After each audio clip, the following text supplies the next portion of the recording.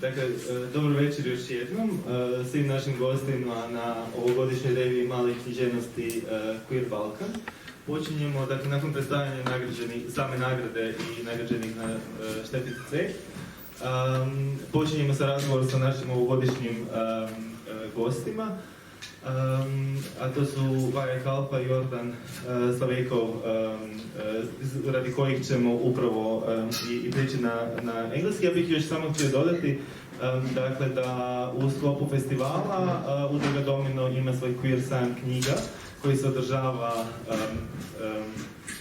kad uđete desno u polici, da se kako bih to opisao, koji će biti tu tijekom trajanja festivala, tako da možete kupiti knjige. So we'll switch to English now for our guests. Welcome after these introductory remarks. Welcome to this year's review of small literatures, Queer Balkan, with our two guests. On my left is Yordan Slaveykov, and on my right is Vagia Kalfa, aka Tinsel. So I would kindly ask you for a warm welcoming applause.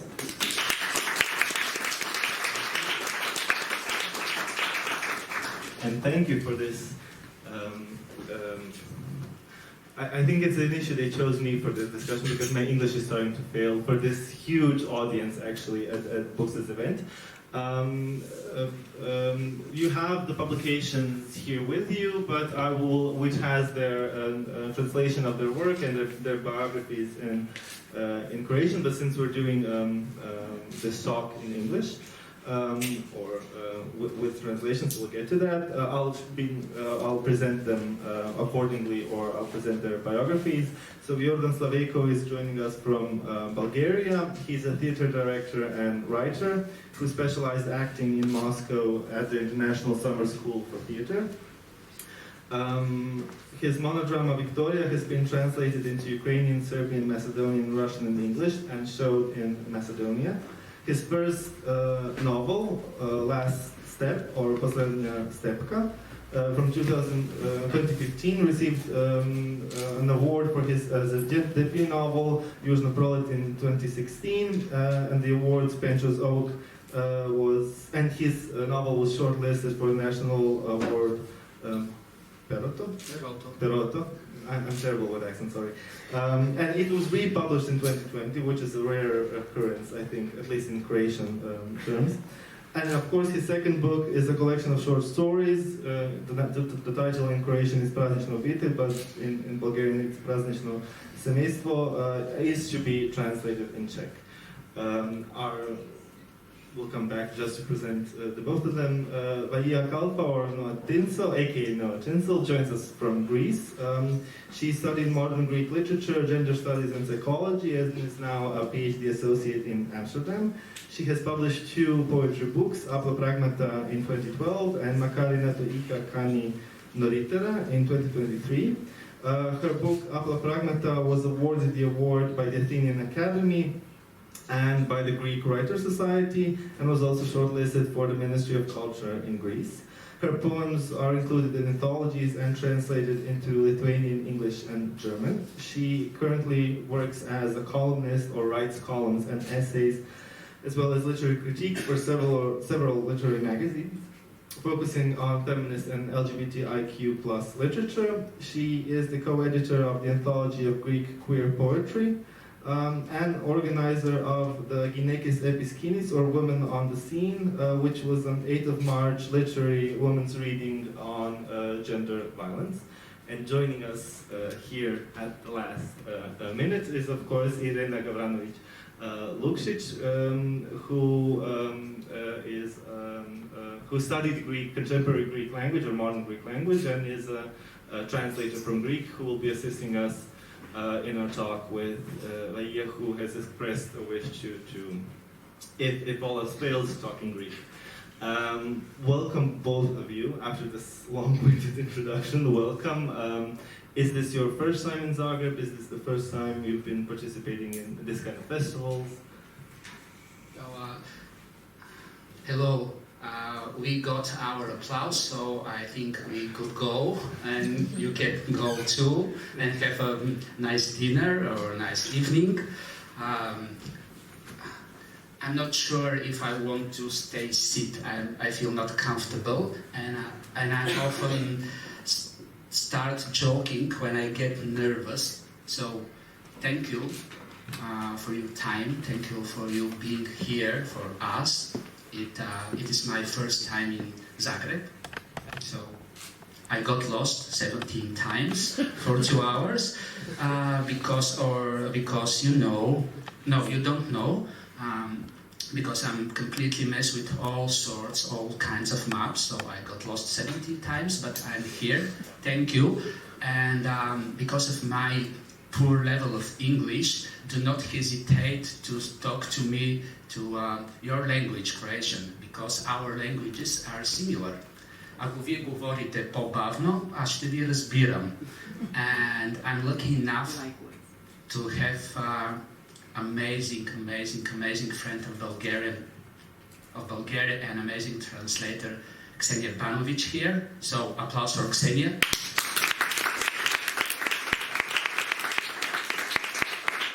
Ksenia, please help me if I do something wrong. Thank you. Now you are about to ask me some. Okay. Oh, you forgot something. Yeah.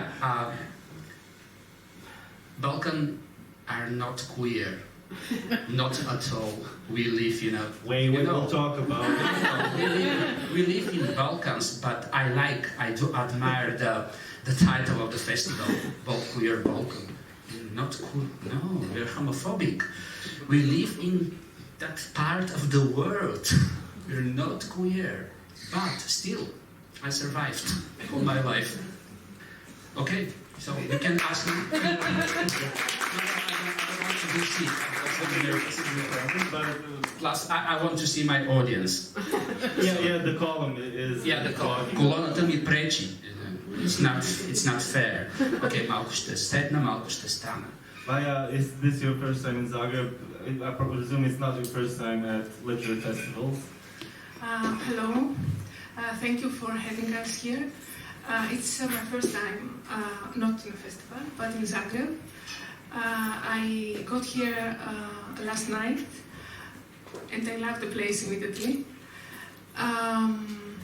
When I get stressed, my English fails me completely, so probably I will talk in Greek, and Irene will help me.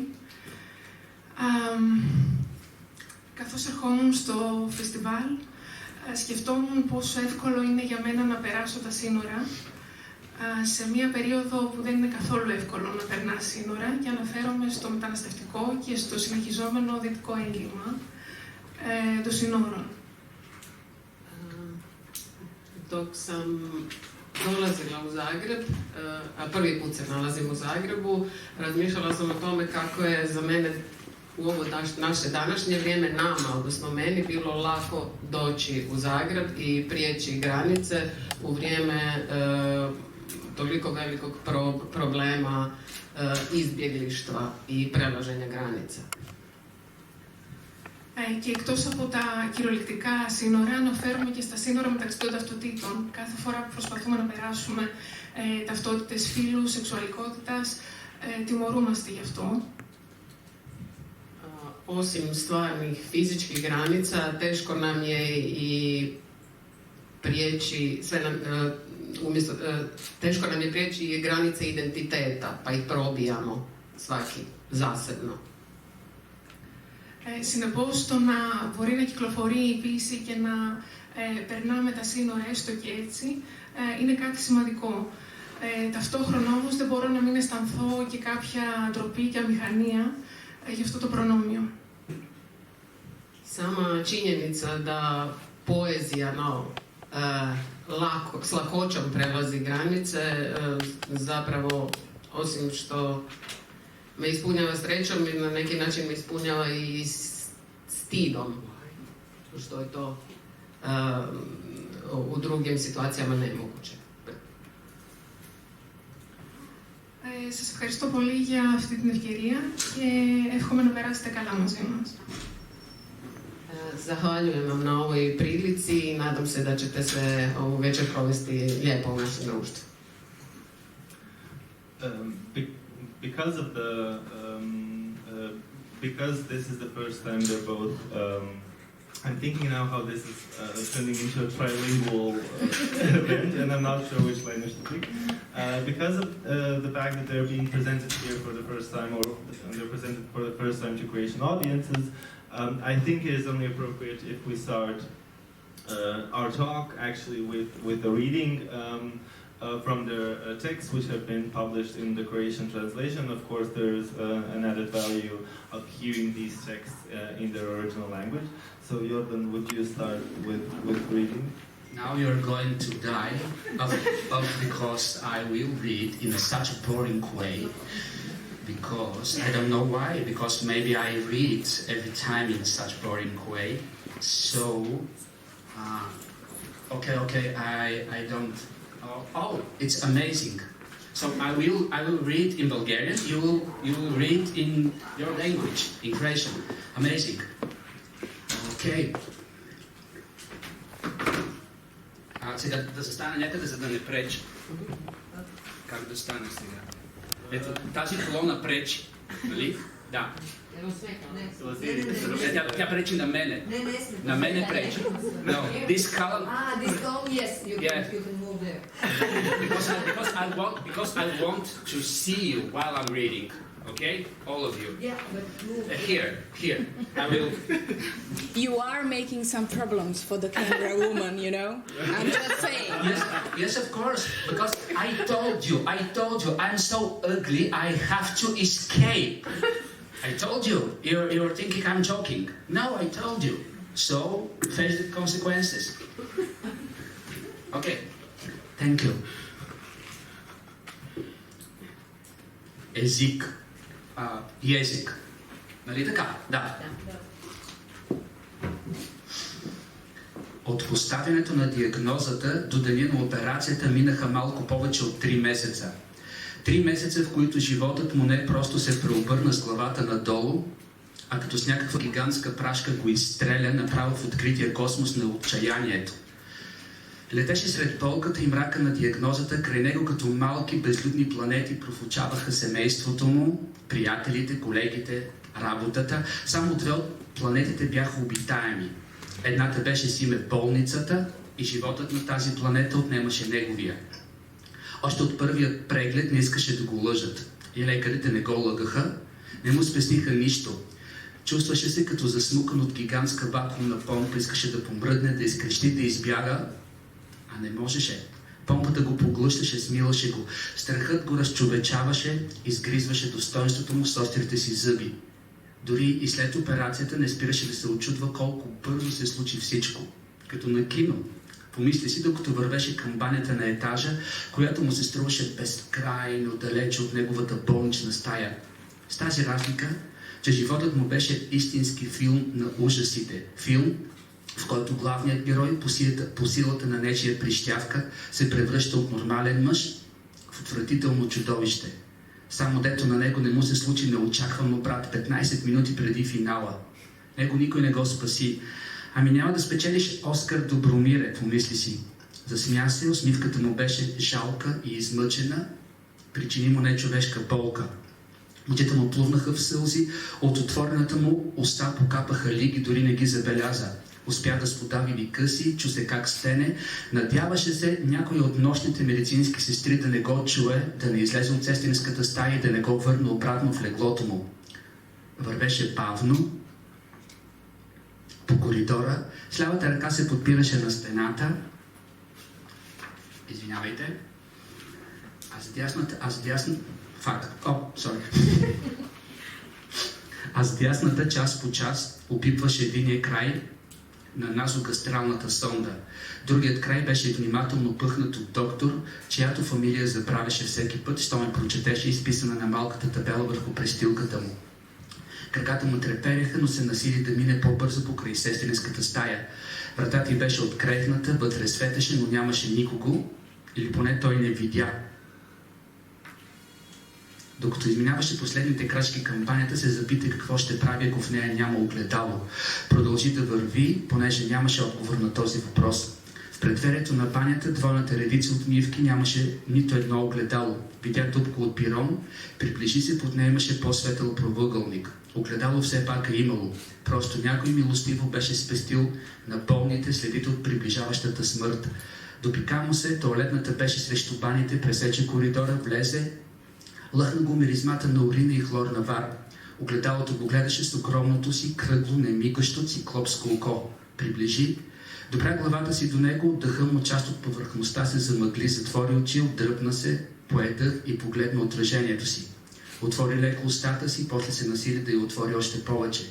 Завъртя глава наляво, после надясно, наведе я, рязко я изправи, така че нещо във врата му изпука, не мигаше, продължаваше да гледа, да търси, понече да сложи пръст в устата си, отказа се, затвори я, изхлипа.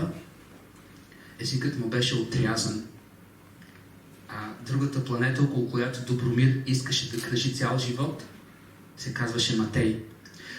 Добромир беше и репортер в местната кабелна телевизия, покриваше всички ресори, както само обичаше да се шегува със себе си. Беше водещ на седмично предаване за култура, което всеки месец беше предизпадено от програмата, защото няма кино в града ни добри, театърът ни е открита сцена. Имаме някаква мижава филхармония, която оцелява, защото третокласни азиатски композитори си плащат, за да дирижират. Казваше собственикът на телевизията, но Добромир не се отказваше. То канеше в предаването си някой местен поет или писател, то ансамбъл за народни танци в читалището, то пък фолклорната група към пенсионерския клуб, а веднъж даже и заместник кметицата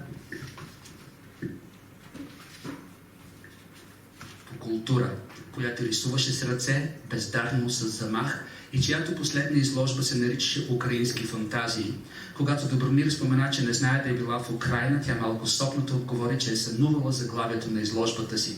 След нейното участие телевизията започна да излъчва на живо заседанията на Общинския съвет. Положението се беше закрепено. В първата седмица на май изпратиха Добромир до математическата гимназия, чийто отбор по дебати бил спечелил някаква областна награда.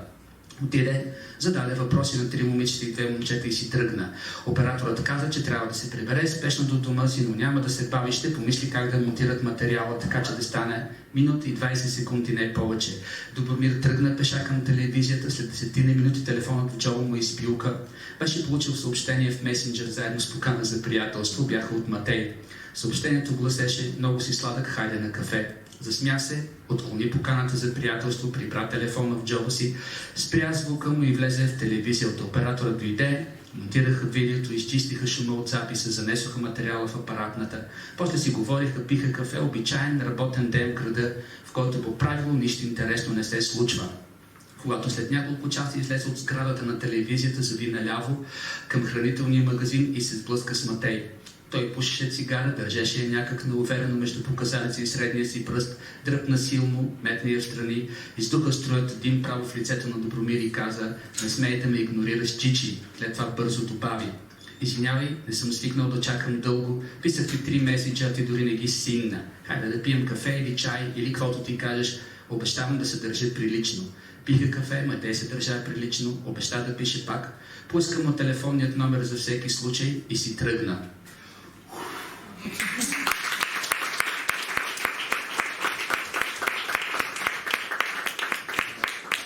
Thank you for your patience. You were so kind to me. Thank you. Why? Η μάνα είπε: δεν είναι εδώ για εμάς, αλλά αν χρειαστεί θα δώσω ό,τι δεν έχω. Ο γιατρός είπε: βεβαιωθείτε. Η κλινική είπε: περάστε από το λογιστήριο. Οι λογιστές είπαν: σας βλέπουμε. Χιόνιζε. Φυγάτευσα την αξονική με τον ξάδερφο. Η μάνα είπε: ευτυχώς προλάβαμε και τις στολίσαμε. Η διπλανή είπε: ευτυχώς το δικό μας είναι ελαφρύ. Αύριο βγαίνουμε. Ο ογκολόγος είπε: αν είναι αυτό που υποψιαζόμαστε, κλάφτον από τώρα. Το κορίτσι μου είπε: Μπαραβάς. Η επισκέπτρια είπε: και είναι νομικός. Είστε κι εσείς νομικός. Εσείς τι είστε? Η ογκολόγος είπε: πρέπει να σας εξετάσουμε. Το ιστορικό σας είναι βεβαρημένο. Σας προτιμά ο καρκίνος. Αστείευομαι. Αν έχετε το γονίδιο, πιθανολογώ πως ναι, το ποσοστό να νοσήσετε δεδομένου του φίλου σας κάτω από τα 40 είναι 100%. Πόσο είστε? Εκείνη τη χρονιά έκλειναν τα 35. Στο διπλανό κρεβάτι νοσηλεύεται ένας άντρας. Κάθε φορά που μπαίνουν νεαρές νοσοκόμες, η μάνα του το διαφημίζει όπως όταν πας να ξεφορτωθείς ελαττωματικό εμπόρευμα. Η επισκέπτρια είπε: «Είχε πόνους? Κι εγώ πονάω λίγο. Τι πρέπει να προσέχουμε για να μην το πάθουμε κι εμείς?» Η θεία είπε: «Πάλι? Χθες ψώνισα». Η μάνα είπε: «Έτσι είναι. Αν σου δίνουν, έχεις το δουνουτού στο κεφάλι σου». Η θεία είπε: «Να δούμε αν πρέπει να αλλάξεις τα χάπια σου». Άρχισες πάλι να παρεξηγείς. Ο εργοδότης είπε: «Πάλι άδεια? Καταλαβαίνεις ότι μας δημιουργείς πρόβλημα. Η οικονομική υπηρεσία πληκτρολογεί. Το υπόλοιπο το διδάκτρο σας εκκρεμεί». Η καθηγήτρια είπε: «Το ήξερες εξ αρχής ότι υπήρχαν δίδακτρα». Ο ογκολόγος είπε: «Όσοι φεύγουν από εμάς, πεθαίνουν». Εγωισμός. Καθισμένη στην αίθουσα αναμονής με τους κρύους τοίχους, λέει ότι δεν την κρατάει τίποτα, εκτός από το εγγόνι που υπολογίζει να της κάνω. Και εγώ της λέω πως δεν θα γίνει. Πρώτη μέρα του χρόνου δίνουν εξιτήριο σε όλους. Είμαστε μόνοι στο θάλαμο. Οι νοσοκόμες σχεδιάζουν για το βράδυ, ακούγοντας εδώ τα γέλια τους. Η τραπεζοκόμος μοιράζει κουραμπιέδες. Τα κάλατα μας πλησιάζουν. Πάγος. Πέτρα. Μπροστά σε ένα ακόμα νεκρό που κουβαλάνε μπροστά μου και συγγενείς που πλαντάζουν, εύχομαι σε όλους να πεθάνουν. Αρπάζομαι με όλους. Η τρελή του θαλάμου, η τρελή του σογιού. Του λέω: «Μη κοιτάς, δεν μπορώ να σε σώσω». Η μάνα είπε: «Τον έχουν ξεγραμμένο». Η επισκέπτρια είπε: «Ας πούμε κάτι ανάλαφρο». Ο αδερφός είπε: «Γρήγορα που φεύγει ο κόσμος». Η νοσοκόμα είπε: «Δεν ξέρω που απευθύνεστε για θαύμα». Το γραφείο κίνησης είπε: «Τη γραφειοκρατία του θαύματος δεν την ξέρω». Ο ογκολόγος είπε: «Δεν καταλαβαίνω γιατί να είστε η εξαίρεση». Ο ειδικευόμενος είπε: «Δεν ξέρω πού να σας παραπέμψω για το θαύμα. Όμως το υπάρχει», είπε η καθαρίστρια. Η θεία είπε: «Ο Θεός δοκιμάζει την πίστη μας». Η επισκέπτρια είπε: «Αν άρχισες να πηγαίνεις εκκλησία». Το κορίτσι μου είπε: «Να περάσετε όλο τον χρόνο σας μαζί, να προλάβεις να του πεις τα πάντα». Η αδερφή της, που νομίζω ότι είμαστε φίλες, είπε: «Τώρα έχεις εμάς οικογένεια». Εγώ είπα: «Έχω οικογένεια, δική μου». Έθουσα αιμοληψίας. Η γυναίκα απέναντί μου λέει: «Δεν είχατε ομόφυλες σχέσεις». Κοιτάζω το φόρεμά μου. «Σήμερα θα μπορούσα να περάσω για γυναίκα». «Γιατί αν είχατε», λέει, «το αίμα σας θα το σκοτώσει ταχύτερα και από την ασθένειά του». Η μάνα είπε: «Να του θάψουμε με τη γιαγιά και τον παππού, να μην είναι μόνος». Η μάνα είπε: «Όταν πεθάνει, μη φωνάξεις, τρομάζουν, η ψυχή δυσκολεύεται». Η μάνα είπε: «Μη το παιδεύεις στο ρημάδι, φάτο, δεν αντέχω άλλο θάνατο». Η θεία είπε: «Έλα να βγάλουμε φωτογραφία». Ο ξάδερφος είπε: «Και με μένα». Η θεία είπε: «Άλλη μία. Αυτή δεν είναι καθαρή». Ο αδερφός είπε: «Άλλη μία μόνος του». Η θεία είπε: «Να μην φαίνεται ο ορός». Η μάνα με έσπρωξε και μαζί να βγείτε. Η επισκέπτρια είπε: «Να προσέχεις τη μανούλα σου». Η νοσοκόμα είπε: «Τι κάνει η μαμά σου?» Ο γιατρός είπε: «Η μητέρα σας πώς είναι?» Η καθαρίστρια είπε: «Να πείτε στη μητέρα σας, τη σκέφτομαι πολύ». Ο ταξιτζής είπε: «Εύχομαι στη μάνα του δύναμη. Δεν είστε από Αθήνα. Τις Κυριακές χρεώνουμε διπλά». Οι αδερφές της είπαν: «Πέθανε γιατί μαλώνατε». Οι αδερφές της είπαν: «Του άξιζε καλύτερη μάνα, καλύτερη αδερφή». Οι αδερφές της είπαν: «Οι τύψεις είναι του διαβόλου». Οι αδερφές της είπαν: «Θέλουμε να μιλάς στον πατέρα σου. Το ζήτημα είναι κοινωνικό. Ερχόμαστε σε δύσκολη θέση». Οι αδερφές της είπαν: «Δεν θα ήθελε να κλαις. Μη στεναχωρείς την ψυχή του». «Δεν πιστεύεις στο Θεό?» Ο άντρας της αδερφής της είπε: «Η ψυχή του εφραίνεται παρά το Κυρίο. Ο δικός μου γιος, δόξα τον ύψιστο, είναι καλά». Οι αδερφές της είπαν: Εμείς θα πούμε αυτό που πιστεύουμε και εσύ θα το ακούσεις. Δεν μπορείς να επιβάλλεις τη γνώμη σου. Οι αδερφές της είπαν: είσαι εναντίον μας, κάποιος έχει στρέψει. Αλλά δεν πειράζει. Οι γη τους έβαλαν στο ραδιόφωνο ψαλμούς. Η μάνα είπε: όταν πεθάνω, μην αφήσεις να το πάρουν οι τράπεζες. Δεν είναι μεγάλο και θα σου πάρει χρόνια να ξεχρεώσεις. Όμως είναι του παππού. Δεν είναι τυχερό. Εγώ δεν είχα τύχη. Αλλά είναι ένα κεραμίδι στο κεφάλι σου. Είναι δύσκολη καιρή. Ξέρω, είχες όνειρα. Θα γινώσουν κάποτε μεγάλοι. Συγχώρεσέ με που δεν μπόρεσα να σε στηρίξω, να σου δώσω αυτά που κοιτάζεις στους άλλους. Όταν πεθάνω, να το δώσεις στο σπίτι και μην κοιτάξεις πίσω. Τα παιδιά κόλλησαν στο τζάμι. Το αγόρι μέσα στο γυάλινο φλεγόμενο σπίτι γελούσε, μην κλάψει το κορίτσι. Το κορίτσι έκανε αστεία, μη φοβηθεί το αγόρι. Σε λίγο όλα σώπασαν. Το αγόρι είπε: να πάμε πίσω, δεν μου αρέσει η Αθήνα. Το αγόρι είπε: δες πόσο αστεία είναι. Το πορτοκαλί υγρό στις φλέβες μου, οι γιατροί που προσπαθούν να με σώσουν, εσύ που τα παίρνεις όλα σοβαρά. Το αγόρι είπε: θες να παίξουμε κρυστό, αυτή τη φορά δεν θα με βρεις. Πας στοίχημα. Το αγόρι είπε: θα με θυμάσαι όταν στολίζεις το δέντρο. Αν δεν με θυμάσαι δεν πειράζει. Ξέρω ότι με αγαπάς. Thank you.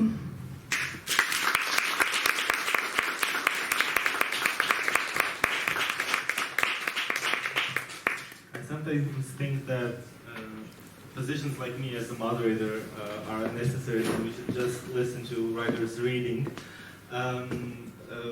But unfortunately, you're here, and I'm here, and so you're stuck with me. Yes, unfortunately, you're here. Yeah. It's obvious. I wanted to ask, because this is your first translation of both of you into Croatian, this is your first performance to your Croatian audience. How did you choose these texts? Why did you choose them? Are they important to you, or are they just what you thought the best text for this occasion? Το διάλεξα το συγκεκριμένο γιατί βαραίνει πολύ για μένα. Είναι βιωματικό. Αναφέρεται στην εμπειρία του αδερφού μου που νόσησε από καρκίνο. Οπότε ήθελα να ακουστεί για όποιον μπορέσει να βοηθήσει. Izabrala sam ovu pjesmu zato što je meni važna jer je vezana uz moj život, jer biografska je odnosno vezana uz mog brata. I htjela sam da je eventualno čuje onaj kome bi moglo biti potrebno da čuje takav glas.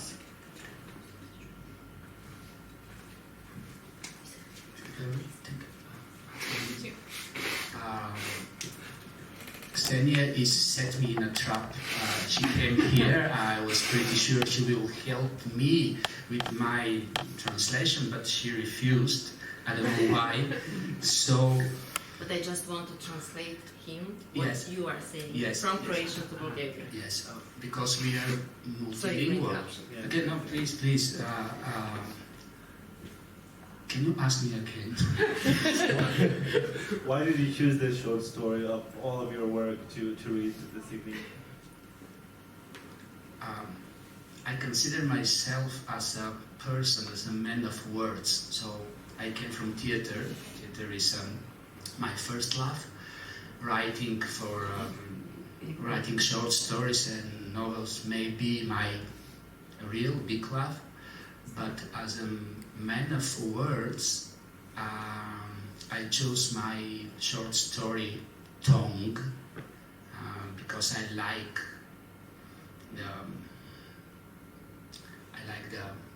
the game of senses. You know, the tongue is biological, but also is a way we speak. So one of main characters suffered from cancer and got his tongue off. But if it's, I was thinking while I writing this piece of prose, if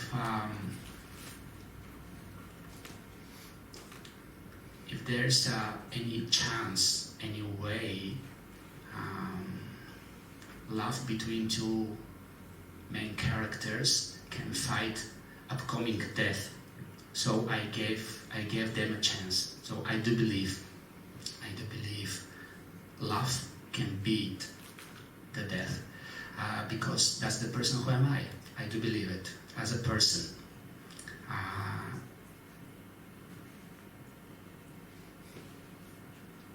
It's one of my here's I don't remember, maybe 10 or 12 or 13 short stories. I do like only a few of them, and Jesik is one of them. So I'm proud of what I read in front of you. So, yeah.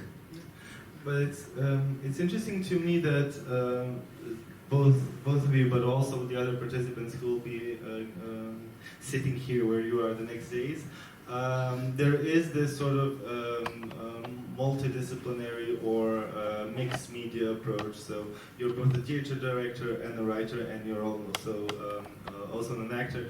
Vagia, you write both poetry and essays and literary criticism. Why, how did this confluence of multiple genres and multiple styles of writing come? You know, why did you branch into prose as well as theater? I'm not sure if I got your right question. Okay. You can try to answer then. No. No, the idea, I wanted to ask, how come you decided to write prose as well as theater director work? Okay. It will be completely honest answer because I don't like to lie. Of course, I can lie. I'm an artist, but I don't like. So many years ago, because I'm middle-aged man, many years ago when I was younger, I wrote and put it on stage with my colleague and friend, a piece of theater play named Spider. It was, and still it is, first one and only Bulgarian performance invited to get on stage in Off-Broadway. It got amazing reviews. I was asked to stay in New York and to teach and to live and to work. Of course, I refused. And when I came back home, I suffered from lack of work as a director for 4 years. Every single one of theater directors to whom I spoke to present me as a director told me, oh, go back to United States, go back to New York, you boy, you're not welcome here. So, few years I have no work, completely, nothing, zero. And I'm that kind of person. Inside of me, it is true, inside of me lives that desire to create, and that it is an energy, or I don't know, I'm not sure, but I felt it as a hot ball inside of my chest, and I know myself, when I'm not using that kind of energy to create, it becomes evil, it becomes something disgusting, and I became evil. So I started to write.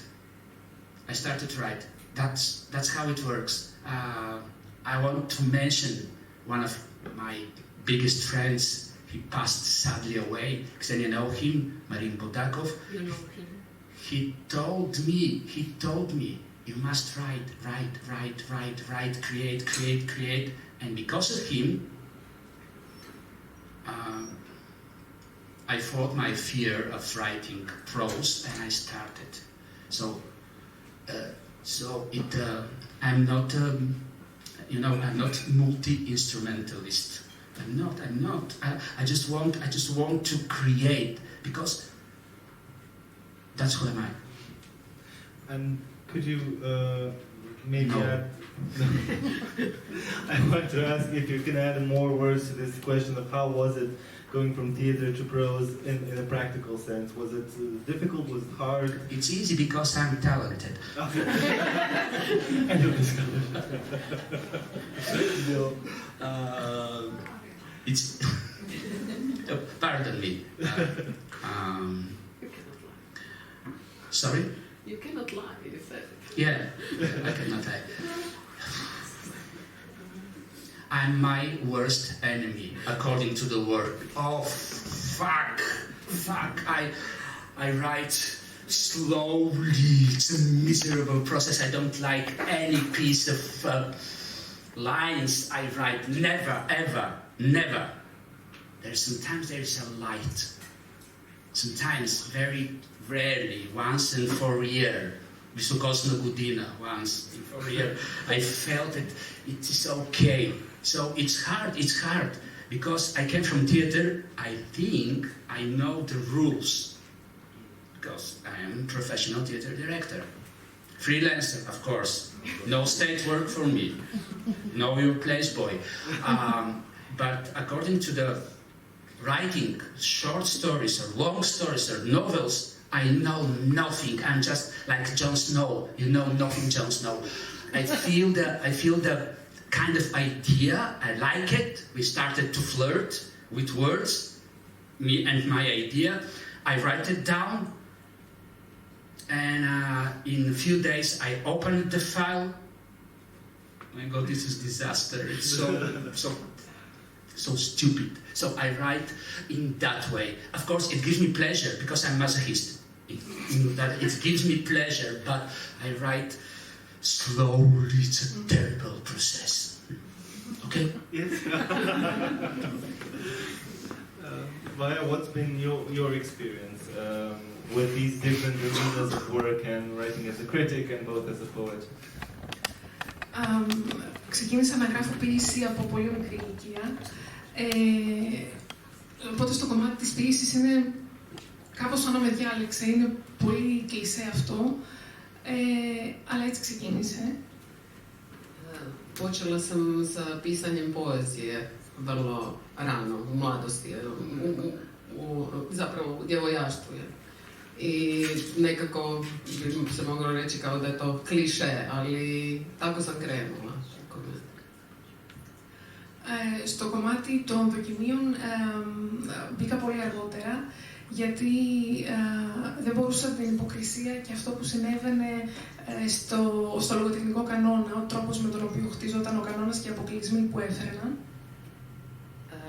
Sa eseistikom i sa kritikom sam se srela kasnije, jer nisam zapravo, osjećala sam se izazvana na neki način izborom, odnosno onime što je u suštini isključivano iz nekakvog književnog kanona našeg vremena.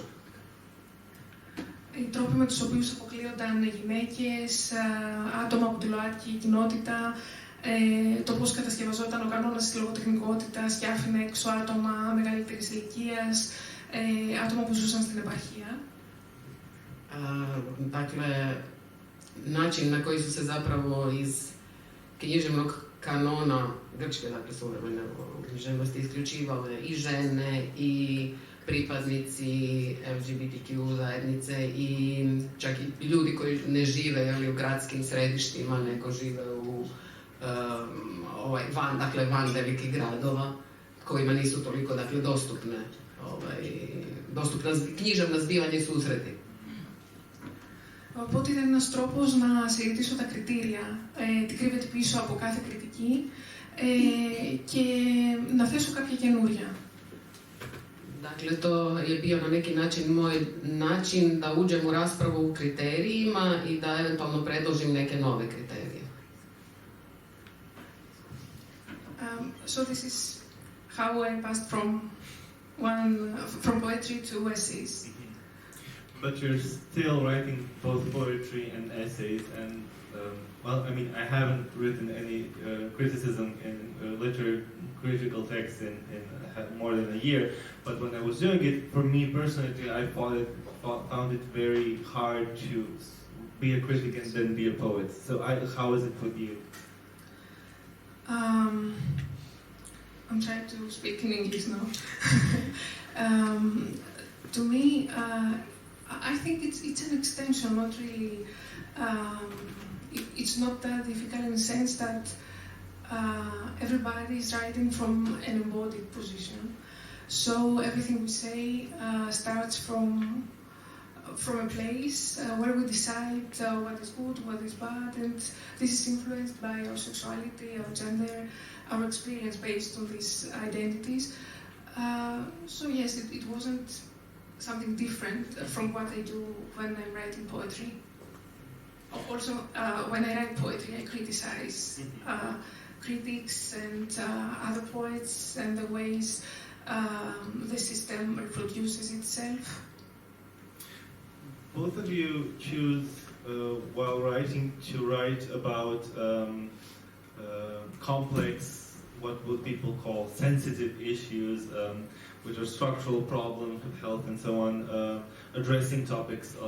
ultimately addressing topics of love. How did you find your interest in writing, both in your plays and in your poetry? Was it a process of finding this interest? And what's interesting to me is that you both express this shared idea of there being a sort of passion or energy which motivates you to work and to produce. So how did you choose the topics you write about? Before I answer your question, I need some time to say hello to one colleague and friend. We don't know each other in person, but I noticed in the audience, Lydia Dimkovska. Zdrasti. My play, which I talked about earlier, The Spider, is about conjoined twins, brother and sister. Lydia has a novel, Rezerwny Żywot, about two sisters, conjoined twins, so I feel her close, blisko do moje to tworczystwo, close to my. So, thank you for being here, Lydia. You can read her book, it's amazing. Of course, I forget your question. I'm sorry. Because Lydia, it's your fault. It's your fault. So you can blame Lydia, not me. Please. How do you came to write the topics you write about? I mean, we have the liberty to write whatever we want, but we ultimately choose what we write about.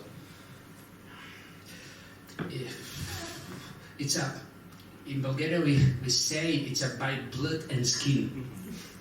Po krwi, po koży. It's by blood and skin. That's how I feel. Those are topics I'm interested in: love, death, and between them, our happy, miserable, normal, extraordinary life. So that's, maybe I'm a child, equally attached child, because I'm small, not as an age. Maybe I'm a child equally attached to love. It means to life and to death. So I'm not afraid of any of them. That's how I pick my topics. Because as a writer, I do really hate when I scrolling on internet or reading and fighting competition. And competition, for example, you must write an article about ecology. If I don't want, who tells that ecology is something people need to get money for, right? Or not love. So, yeah, maybe I'm not sure if you get my chaotic thoughts, but I hope so. So that's why I'm who am I. But it's boring. I said it so many times. The most important topic for me is love and death. Period. I think that sometimes the topics choose us instead of us choosing them. Yeah, you're right. You're right. Of course, topics choose us. If you want, I can share with you a very tiny, small, kind of private story about topics. So many years ago, I fell in love. So, okay, I'm that kind of person. I very hardly, very difficult, in a very difficult way, I can say, I love you. So, many years ago, back to my own village, I felt in love. He was amazing, charming boy. I felt in love, but never ever told him I love you, because this is who am I. This is who am I. It was difficult story. He, me, women in his life as a part. It was a difficult story, but sometimes we had a very good time. And he asked me, why? For the God, why? I want you to tell me once that you love me. Once, just once. I answered him, oh, shut up, you're so pathetic. I will never, because we will be together until the end of our life. And that's the fact. We were together until the end of his life. He died very young. So the topic chooses me. I felt for so many years, I felt guilty. Not saying to the person who I love so much, those simple 2 words, I love you. Yeah. I told you, I'm honest. Yeah, that is it.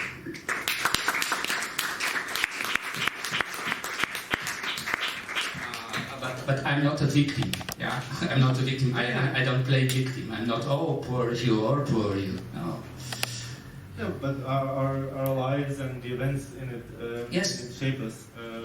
Vagia, some of your poems, I don't think all of them, but most of them are also biographical. So, again, we have sort of a liberty to choose our topics, but you, in your work, you try to address these topics. And was it what I'm aiming at is it a sort of political stance choosing these topics, right? We used to hear that we're all human, we all experience the world the same way. Death, love are universal topics.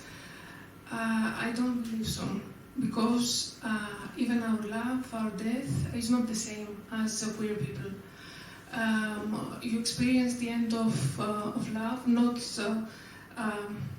of course, due to death and other unexpected events, but also when you live in regions where you have to be closeted, relationships fail. It is something that straight people do not experience. Also, death. Some people from queer community die due to HIV. And so we don't even have the chance to mourn our losses. So I think, yes, topics choose us, but at the same time, it is because of our need to see something that we don't usually see in poetry. When I started writing, I felt that I didn't belong in poetry. I wasn't a poet enough because I didn't find myself, my stories, and the stories of the people I knew inside poetry. So I wanted to write a book that I couldn't find when I was writing. To end on sort of a statement, I think that both arguments combine that yes, we are still here and will continue to be here, but there is also a fight for that has to be carried out. And even though a queer Balkan, not the entirety of Balkan being queer, although according to some theorists, Balkan has been always queer because of the Orientalism and everything, I think that a sort of utopian vision should be leading us, and Buksa has always been a safe space and will continue to be a safe space for queer people, for LGBTIQ plus communities, And unfortunately it won't be documented on the camera, but I think we'll continue this discussion late into the night this evening. I would please invite you for a warm applause for our